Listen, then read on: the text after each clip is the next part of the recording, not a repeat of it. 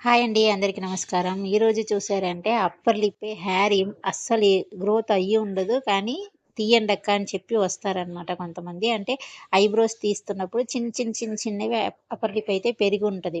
లైట్‌గా గ్రోత్ ఉంటది. అయినా అది కూడా తీయండి అని చెప్పి వస్తారు. సో, అలాంటప్పుడు మనం తీయాలి. ఎప్పుడు గ్రోత్ ఎక్కువ ఉన్నట్లే కాకుండా ఇలా తక్కువ వచ్చినప్పుడు తీశారంటే మీకు ఈజీగా ఉంటది. సో, చూడండి ఆ అమ్మాయి నాలికి ఎలా పెట్టింది అనేసి. సో, అలా వాళ్ళ నాలికతో అలా పెట్టుకుంటేనే టైట్‌గా ఉంటదనమాట. సో, అప్పుడే మనం తీయడానికి ఈజీగా ఉంటది.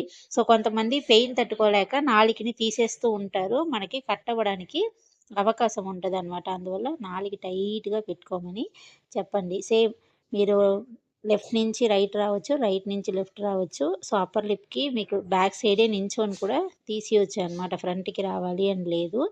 సో, నేను చూడండి దాని తర్వాత ఒకే సైడ్ కంప్లీట్ చేయండి. ఒకవేళ వాళ్ళు ఎక్కువగా పెయినొస్తుంది అని అన్నారంటే, ఈ కార్నర్ తీసిన తర్వాత రైట్ సైడ్ తీసిన తర్వాత లెఫ్ట్ సైడ్ తీయండి.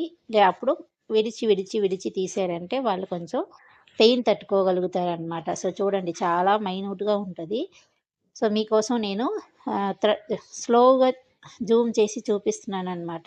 సో, థ్రెడ్డు నాకు మూవ్ అవుతుంది గానీ, ఈ లిప్స్ కార్నర్‌కొచ్చినప్పుడు సేమ్ ఫాస్ట్‌గా ఇలాగే తీసేశారు అంటే చాలా కట్ అవ్వడానికి అవకాశం ఉంటది.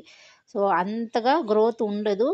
కానీ ఇలా తీయాలి. సో, మీ ఇంట్లో ఎవరైనా ఉన్నారు అంటే ట్రై కూడా అప్పర్ లిప్ మీద ప్రాక్టీస్ చేయాలంటే చెయ్యండి. కానీ నేను థ్రెడ్ పెట్టింది ఎలా పెట్టానంటే, ఒక పువ్వుల పైన మన థ్రెడ్ ఎలా పెట్టామో అలాగే వాళ్ళ స్కిన్‌కు ఎక్కువగా అతికించినట్లు పెట్టకండి. సో, ఈ వీడియో మీకు యూజ్ అయిందా?